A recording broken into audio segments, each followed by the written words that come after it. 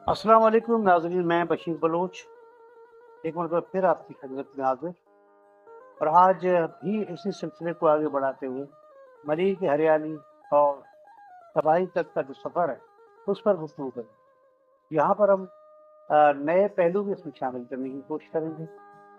हमारे साथ जो शख्सियत आज हमारी इस महफ़िल में है, वो रफ़ाबाद से इनका ताल्लुक है, सादात फैमिली से और कराची मलीर के एक पुरानी फैमिली से वो बिलॉन्ग करते हैं। न सिर्फ पुरानी फैमिली से उनका ताल्लुक है बल्कि वो यहाँ की हिस्ट्री, पॉलिटिकल हिस्ट्री को भी बखूबी जानते हैं और उन्हें अपनी पूरी ज़िंदगी किसी न किसी तरह से यहाँ के लोगों के हुकूक की वाबस्तगी, हुकूक के साथ वाबस्ता रखा।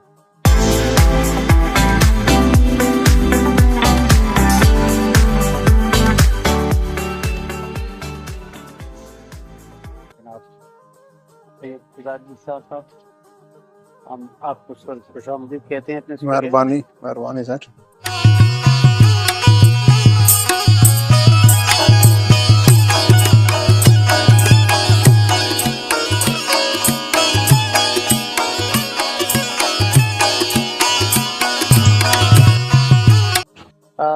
शाह साहब, हम सबसे पहले जो सवाल आपके सामने रखेंगे, क्योंकि जितनी आपकी उम्र गुजरी है, आपने इस पूरे मलीर को और बिलखसूस आपका जो ये एरिया है, इसको आपने किस तरह पाया, किस तरह देखा? जो आपका आंखों देखा हाल है और जो शुनीद है, आपकी ऑब्जर्वेशन है और यादाश्तें जो लोगों ने आपसे मुंतकिल की है।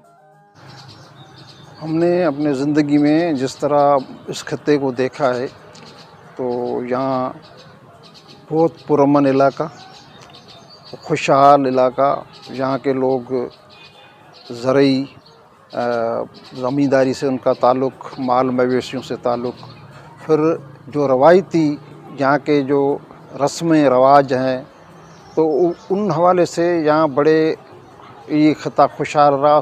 कभी भी कई जंगो जदल जिस तरह के वो कबायली 200-300 साल की जो मैं बात कर रहा हूँ, उसी में कोई ऐसा सिलसिला इस इलाके में नहीं था। सारे कबीले, सारे लोग पुरअमन तरीके से रहते थे, अपने वसी चरागाहों पे अपनी माल मवेशी और खेती बाड़ी करते थे, ज़मीन आबाद करते थे। बड़ी खुशहाली थी, लोगों में प्यार मोहब्बत था, लोक अदब और बहुत सारी चीज़ें यहाँ परवान चढ़ी जाती थी, जिसमें लोग खुशी से ज़िंदगी बसर करते थे। तो हमने तो जो माज़ी देखा है वो बिल्कुल शानदार था। आजकल जिस तरह हम अपने आप को भूल गए, जो पुराना एक कल्चर था, पुरानी एक शनाख्त थी, वो खो चुकी है अब इस इलाके से। वो पुराने लोग भी अब शहरी आबादी की जो एक सैलाब आया है उसमें गुम होते चले जा रहे हैं। वो पुराने आसार जो किस ज़माने में हमारे बागात थे, वो बागात आज कंक्रीट का ढेर बना हुआ है। जो नदियाँ नाले थे जिससे हम पानी हासिल करते थे, जिससे हम ज़राअत होती थी, हमारे माल मवेशी और सारा कुछ जिस पे तरक्की का हमारा दारोमदार था, वो सारी चीज़ें, मतलब जो सारे वसाइल थे हमारे इस खत्ते के, वो समंदरी हुदूद जो हमारे मलीर से बिल्कुल वाबस्ता साहिली पट्टी, उसमें लोगों का जो रोज़गार था। पर जिस तरह हमारे नदियों नालों को गंदा किया गया है, जिससे शफ़ाफ पानी आता था, जिसको हम पीते भी थे, तो ज़ारा उसको ज़राअत के लिए इस्तेमाल करते, आज वो गटर के नाले बन गए। उस गटर ने हमारे समंदर को भी तबाह किया, माहौलियात को नुकसान दिया है। तो सब कुछ बदल चुका है। जो पुराना हमने जो आंखों देखा हमारा इस इलाका का जो हाल है, आज हम देखते तो हमें उस पर बड़ा दुख होता है कि वो आज हम जिस बैठे तो इतनी सारी गर्मी है कि पसीना छूट रहा हमें, लेकिन मलीर में कभी भी इतनी गर्मी नहीं पड़ती थी, क्योंकि उसमें बागात थे, हरियाली थी, लोग खुशहाल थे। और ज़्यादा से ज़्यादा जो मैंने किताबों में पढ़ा कि 37 से कभी ज़्यादा सेंटीग्रेड से यहाँ गर्मी नहीं पड़ती थी, आज तो 50 तक पहुँची जाती थी। ये सारा माजी जो था वो बिल्कुल शानदार था। अब हम परेशान हैं। तो ये आपने जिस तरह कहा कि बेहंगम शहरी आबादी बढ़ती जा रही है, ये इसके आसार आपको एक हसास शख्सियत की हैसियत से कौन से सन में पता चला कि अब यहाँ जो लोकल लोगों के चरागाहें हैं, खेती बाड़ी के ज़मीनें हैं वो अब नापेद होती जा रही हैं और लोग उससे महरूम किए जा रहे हैं। अच्छा, शुरुआत तो अंग्रेज़ों के ज़माने से हुई। जैसे कराची पोर्ट बना तो उसके बाद कराची के तरफ लोगों का जो असल मकामी आबादी थी वो तो अपनी जगह पे थी, लेकिन फिर रोज़गार के हवाले से, पोर्ट बनने के हवाले से मुख्तलफ़ जगह से, कच्छ हिंदुस्तान से लेकर बलूचिस्तान, मकरान, फिर अपर सिंध के काफ़ी सारे लोग उन्होंने कराची की तरफ रुख किया। एक तो वो था, लेकिन वो इतना दबाव नहीं था जो इसको हम बर्दाश्त नहीं कर सकें। 47 के बाद जब पाकिस्तान बना तो उसके बाद जो आबादी आई, जो बिल्कुल मुख्तलिफ थी, ना हमारे ज़बान से ना हमारे कल्चर से उनका कोई ताल्लुक़ था, वो हुक्मरान बन के आए थे। हमने तो ज़रा इसलिए मुल्क बनाया था कि हम भाई होकर रहेंगे, ये मुसलमानों का मुल्क होगा। और 40 की करारदाद थी, उसके हवाले से एक फ़ज़ा बनी थी जिससे ये मुल्क वजूद में आया। लेकिन जो जिस तरह मुल्क बना उसके बाद जो यहाँ पर लोगों की आबादी आई बड़े तादाद में, तो मैं आपको बताऊँ कि 48 में हमारी कराची के 92 देश थी। उन देहों में से 54 देश जो है वो मरकज़ को दी गई। कराची शहर भी उनको दे दिया गया। केएमसी जो मेट्रोपॉलिटन कॉरपोरेशन था उस ज़माने में भी वो उनके हवाले किया गया। और हमारे जो देहात की जो बागात थी, बहुत कराची की अच्छी ज़रई ज़मीन थी, वो मरकज़ को दी गई। उसी दिन से ये आबादी का सिलसिला बढ़ा और उस पर आबादियाँ होना शुरू हो गई। ज़मीन जो है ना वो, ये कौन-कौन से देश जो इसमें शामिल थे? इसमें आप पूरा मलीर को देखें ना, दोनों मलीर के किनारे से आप कायद आज़म के मज़ार से शुरू होके आप ठट्टा के बॉर्डर तक चले जाएं तो उसमें जो 92 देह थी ना, वो आज हम जिस खांटों में बैठे, ये खांटो उस 54 देव में, हाँ खांटो, इसको ये 54 देवों में शामिल है जो मरकज़ को दी गई थी। तो उसके बाद बाहर जो इलाका था उसमें कोई 37-38 देह थी जो ठट्टा डिस्ट्रिक्ट को दी गई थी। मतलब कि कराची का वजूद ही ख़त्म कर दिया गया था उस ज़माने में। तो ज़ाहिर है कि जब कराची का वजूद तो ख़त्म करके, जादू में भी शामिल थे इसमें? नहीं, वो तो पहली की बात है ना। वो जादू तो बिफोर द पार्टीशन नहीं, पार्टीशन के बाद जो है ना वो ठट्टा को दिया गया था। उसके कराची का जो गडाब भी ठट्टे में था, गडाब भी ठट्टे में था, मैदान भी ठट्टे में था। ये हमारा दरसानू छनू तप्पू कहते थे उस ज़माने में उसको। ये पूरा का पूरा जो है ना वो कोई 37-38 देह थी वो ठट्टा में शामिल की 54 देह जो थी वो कराची मरकज़ को दी गई, जो जिसमें वोट भी नहीं देने का हक़ नहीं था हमें, जिसमें राशन का जो कोटा था वो भी हमें हक़ नहीं था। जो दूसरों को जो मुहाजिरीन आए थे उनको 1 किलो चीनी मिलती थी, तो यहाँ के मकामी आबादी से उसको आधा किलो चीनी मिलती थी जो मरकज़ के हवाले जो देश थी उसमें। और 62 से लेकर 47 से लेकर इस पॉलिसी को मुतारिफ करने की वजह नहीं, इसलिए जो लोग आए थे ना, के लोगों की आबादी कम थी, खपत या नहीं, असल ये थे कि जो ज़हनियत थी जिसको कराची के ऊपर मुसल्लत किया गया, उन लोगों ने यहाँ के मकामी आबादी को घास ही नहीं डाला, उसको समझा ही नहीं कि इस धरती के वारस यही है, ये इस ज़मीन के मालिक है, इनको साथ लेकर चलना चाहिए। अगर भाई केएमसी में वोट होते थे, ये देश जो तो मरकज़ में थी, लेकिन ज़ाहिर है कि केएमसी में नहीं थी, इसलिए यहाँ वोट भी नहीं होते थे। और जो राशन बंदी थी उसी में ये तो एक, मैं ये कह रहा हूँ ना कि जो बाहर के लोग आए, हुक्मरान आए बन के इस धरती को, उन्होंने इसको फातेह अपने आप को समझा और हमें ग़ुलाम समझा।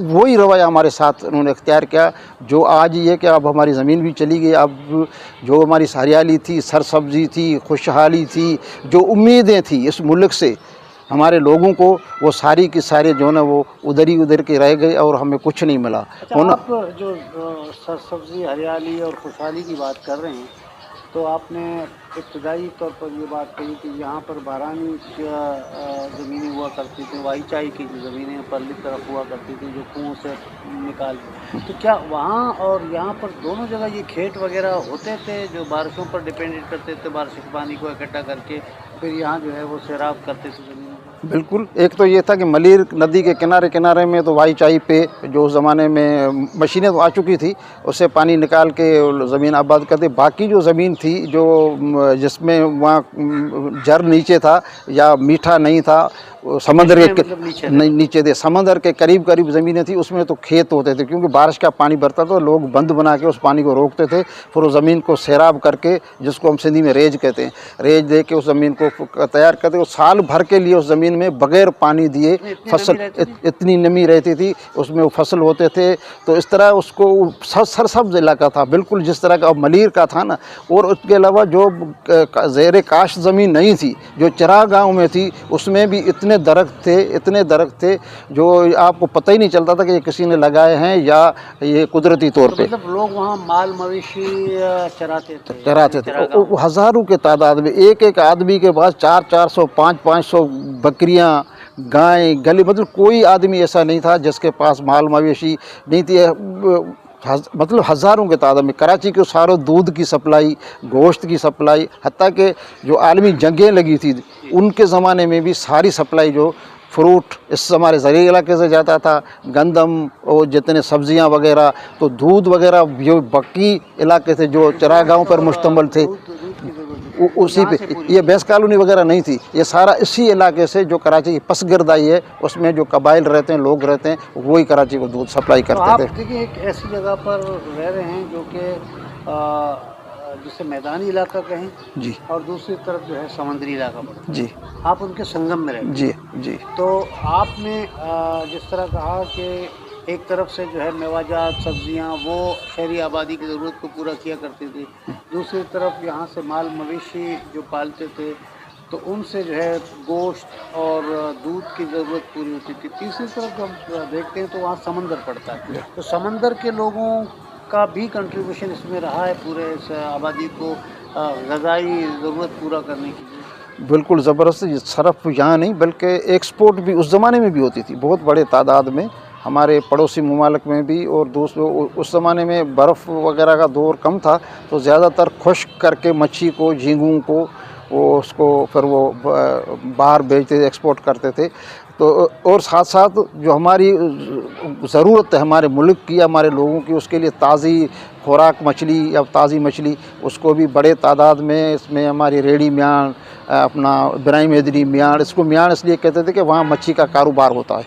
वो वहाँ मच्छी ला के लोग समंदर से पकड़ के वहाँ आके उस पर उसका एक्शन होता, नीलाम होता। फिर कराची अभी भी वो मियानी मार्केट कहते हैं, आप खारादार में जाएंगे मच्छी मियानी मार्केट कहते हैं। तो ये सारी मियानियों के नाम से जो मच्छी को जो बाज़ार और मंडियाँ होती थी, तो पूरे समंदरी इलाके के लोग वो जो शिकार पकड़ते थे वो एक्सपोर्ट भी होता था और यहाँ की ज़रूरत भी वो पूरा करते थे। तो मतलब कि ये पूरा खिता दोनों तरफ से, और हज़ारों लोग उस ज़माने में भी हज़ारों लोग माहीगीरी के वाबस्ता थे उस धंधे से, और उसमें काफ़ी खुशहाली थी उन लोगों में भी। शहर से ज़्यादा थी इसकी बिल्कुल इतनी ज़ाहिर है कि ज़्यादा थी, लेकिन उस ज़माने में इतना ही वो मच्छी शिकार पकड़ते थे जिस तरह के वो ज़रूरत महसूस करते थे। जो भी इजाफी होती थी तो उसको तो ज़ाहिर एक्सपोर्ट करना ही पड़ता था, तो एक्सपोर्ट होता था।